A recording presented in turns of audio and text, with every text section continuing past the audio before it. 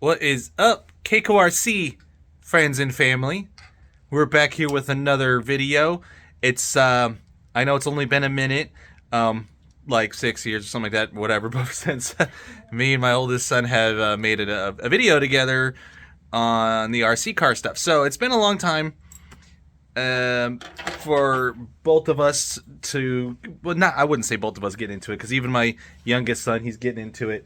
But since we've done a video like this where we're talking about his stuff and whatever, so one of the older videos, the Blitz, is out of commission. I do want to get the HY Blitz going again eventually, because it was just one of my first cars when I started getting into the electric again, because I was in a nitro for so long in early 2000s all the way up until first bought this house, and this was back in 2011, and I decided, I'm going to get myself a housewarming gift, and I got myself an HPI Blitz. And then from there on, we started getting more things, but we started getting into the bigger stuff now, and this is the 8th scale, but not nitro anymore. We're doing electric, so no more nitro. And yes, my Savage conversion unfortunately is not going to make it.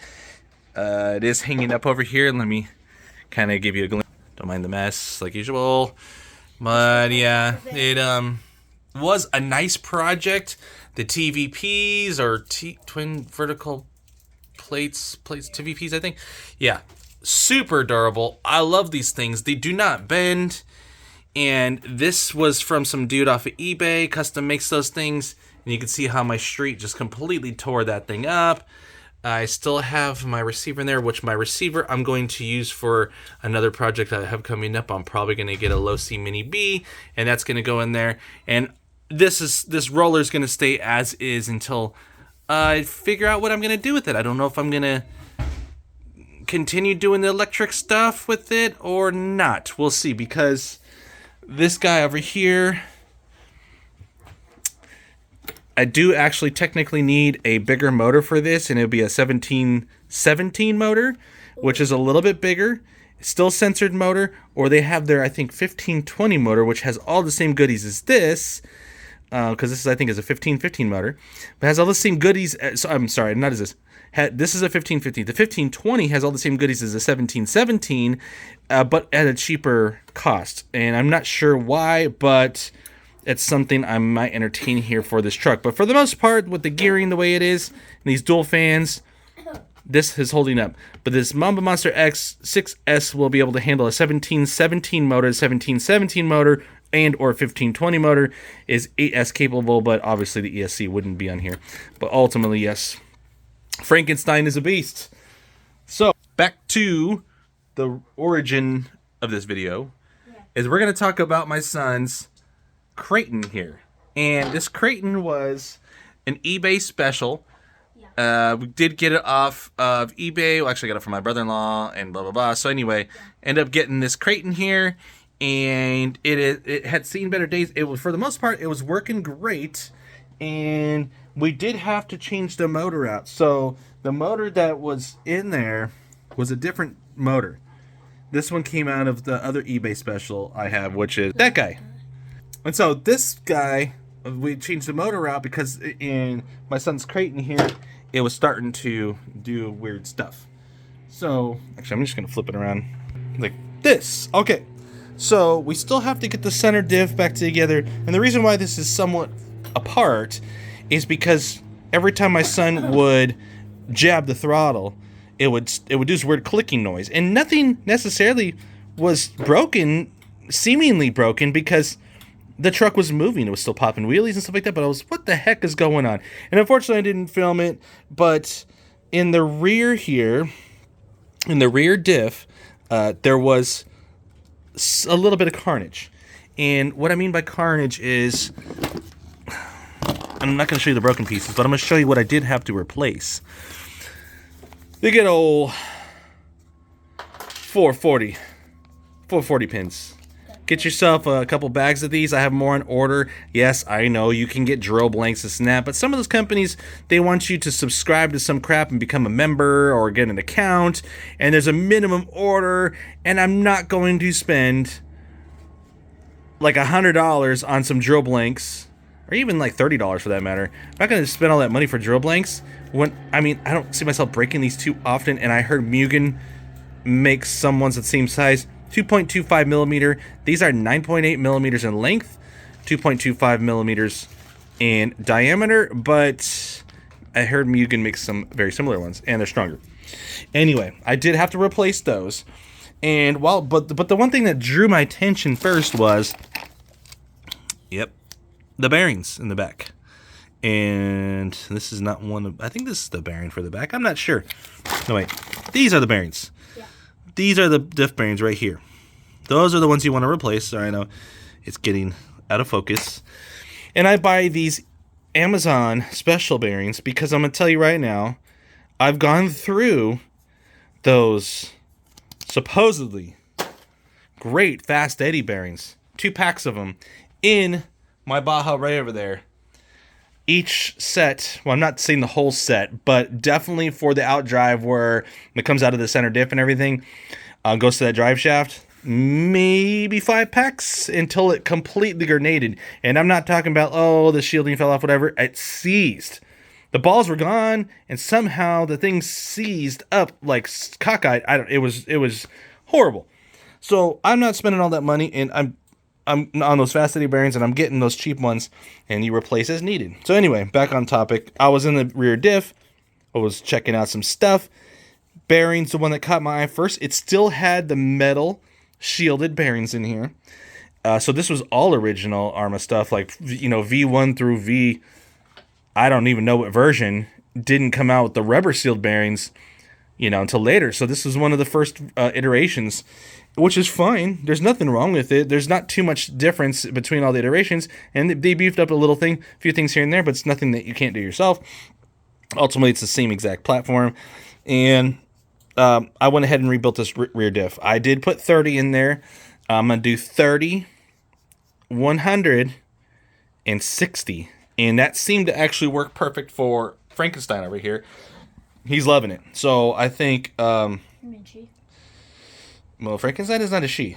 So I'm going to do the same in this, and should work out great. So now the rear diff is basically rebuilt, and I'm going to put you on pause for 1 second here. I have a delivery coming up. Okay, sorry, I just got a delivery, and we're going to be resuming the video. I had to get some more propane attached. Baseball again, winter ball. So you gotta have your heaters out there. Got it. Anyway, back to the truck. So I did the bearings. That was like I said, first telltale sign something is going wrong in the back. And I started taking apart the diff. Of course, both pins were broken. Both out drive pins were broken on each side. That could have been causing some of that clicking as well. So, like I said, rebuilt diff in the back. Rebuilt meaning that I have new pins in the back. I was able to salvage the seal in there. Believe it or not, it did not look like it was in really bad shape, and it came off right with when I took the spur gear off, or I guess the ring gear, or whatever you want to call it. It would be like a ring and pinion setup. When I took the gear off of the diff, it actually was the gasket was in really good shape, so I put it back on there, and it should hold up just fine. We went ahead and got some new tires for him. These are more eBay specials, eBay takeoffs. And what I did notice is, as you can see down in there, and you can kind of see the blue. So you see the blue rubber seal? I did replace these hub bearings back here because this side was really, really bad. You could barely spin it, and that was given a lot of resistance over here, and ultimately probably broke those pins. So now we got nice free-flowing diffs in the back, and the diff, the bearings, out drives, everything is nice and free, easy spinning. I mean, it's so nice. Oh, listen to that. And it's a little wobbly, so I'm going to check that out. That could be a bent out shaft, and we do have a little bit of play on there, but check this out. And not too bad. Anyway, it's going back together. He wanted to mix match some colors on his fans and heat sink thing and whatever there. So Yeah. He's figuring stuff out, and he's cleaning up his diff here. There's the diff seal on there, and I do have a new seal kit coming, so I might replace the seal on that one, but we'll see how it holds up. Oh, it's back here. So, everything's looking good, and yes, I do have some RPM products over here to the right. So I have the full front and kit on there, front arms, rear arms. Not like this truck really needs it, but I figured, you know what, let's slap them on there and give this truck a little bit more beefiness. One thing in the back here we're going to have to address, and it's from launching, is this screw, and I can't do it, hold it in two hands, but the screw broke off right there. I'll help. So eventually we're going to have to take this rear shock tower off, and then once we take that off, we'll be able to get a good bite with some pliers on that screw and be able to back it out and put a new screw in. And I do have a whole screw kit. I did buy one of those on eBay. It fits all of these Outcasts, Kratons, all that stuff, all the 6S stuff. And so that's just a little update what's going on with the boys' car. And we're, it's nice and cool outside now in good old SoCal. I think today got a nice 73, nothing crazy. It is November 15th, and it's just really nice weather. I mean, there was a few clouds earlier, but ultimately this is what we get to see. Well, I gotta go fix my flag over there. Yeah, this is what we get to see almost every day. It does dip down kind of cold up here in the hills, and cold meaning it gets down to the high 30s, but it can get down to the 20s. But no precipitation, so it's not going to snow. Anyway, a little update there. What's going on with his truck? Frankenstein over here needs a little bit of work. Nothing major, but I'm going to get him. I got him some new hubs, some new hubs. So the pillar balls, they keep on falling out when I take massive hits, and it's always this bottom one that just completely just pops right out of his home right there, and you can kind of see why. It's getting a little chunked up right there, a little eaten up, and that just is what it is. Part of the game, name of the game, and I didn't want to go metal because I know hot racing makes some, but I have so much metal on this truck to begin with now. I don't like the weight of it, and the main contributor would be, yes, the M2C chassis. Very thick, very beefy. I do have this aftermarket GPM tower-to-tower brace, and I feel like it's a little more robust because it is solid, it's not hollow. And I got these hot racing tower braces on each front and back.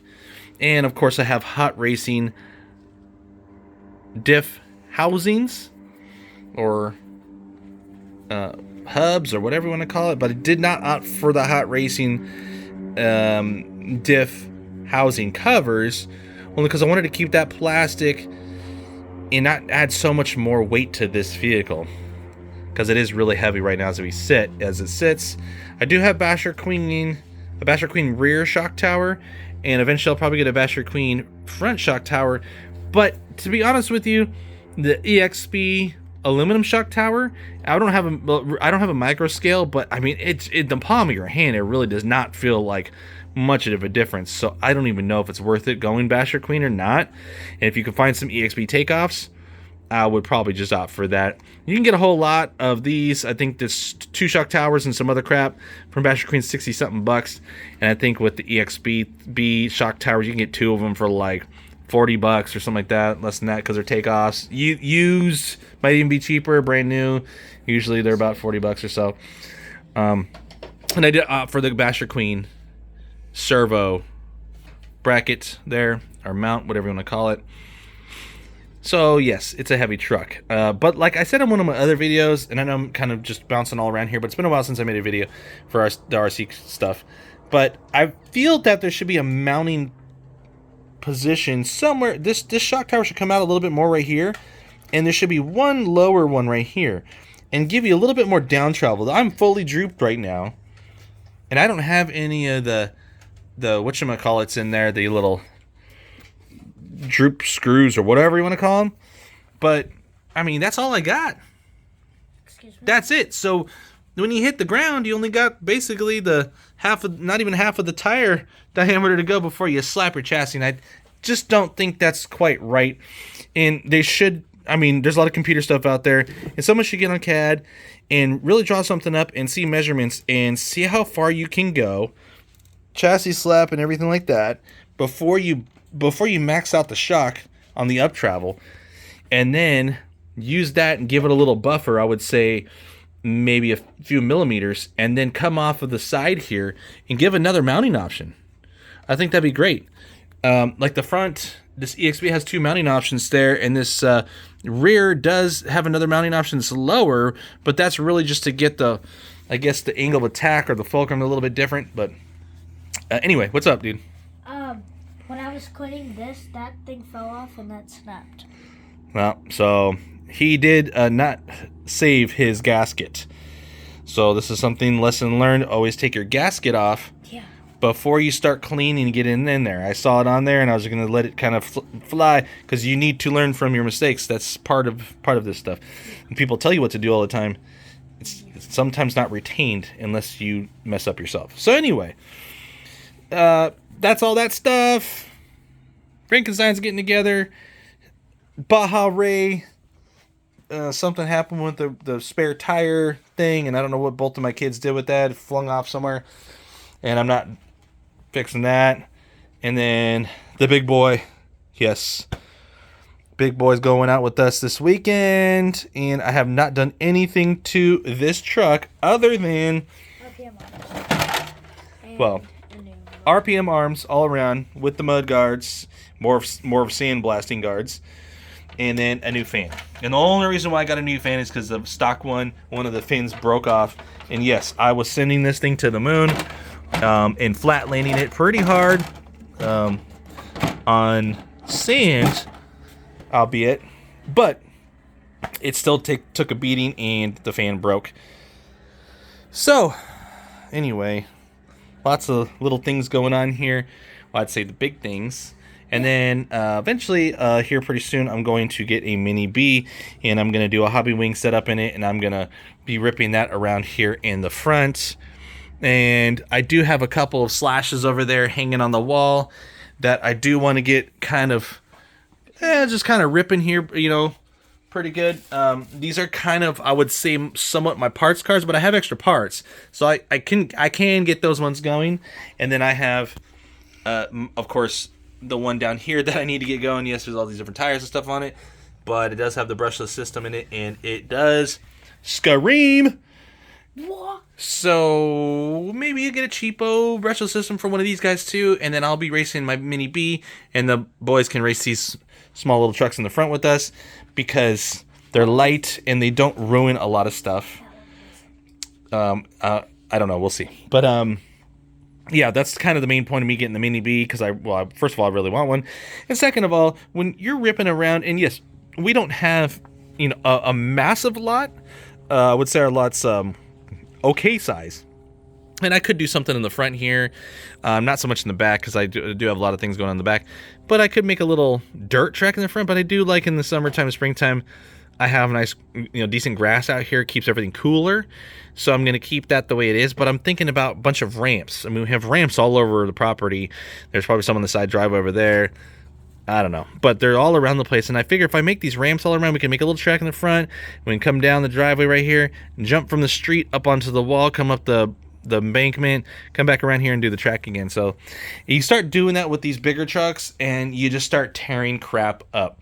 And everything from the street itself, because these trucks are heavy, to slamming into my bricks and messing those up. You slam into the bushes, whatever, you break branches off, you tear up the yard, and then you're tearing up your vehicle too. When you start hitting into these brick walls and stuff, all these other small little guys, they just bounce off of everything, and they just go, oh, what? Did I hit something? I don't know. But anyway, we're back in it. Taking a break from some desert stuff, because the kids are really engulfed in sports right now, and it's going to be back to back. We just finished flag football. We're going into winter baseball. And then come in January, we're going to play a winter flag football with my youngest from like January to February. Then we're straight into spring season, Little League. And this was the choice that the kids wanted, and I was okay with that because it's good to have the sports involved and not just always going out to the desert. Yes, it's fun going out to the desert, but it's also fun watching them with their peers out there and learning some lessons in life and whatever. So anyway, guys, thanks for watching, and we'll get some, maybe this weekend when we rip out there, we'll get some running videos. All right, again, thanks for watching, guys. See you on the next one. Later.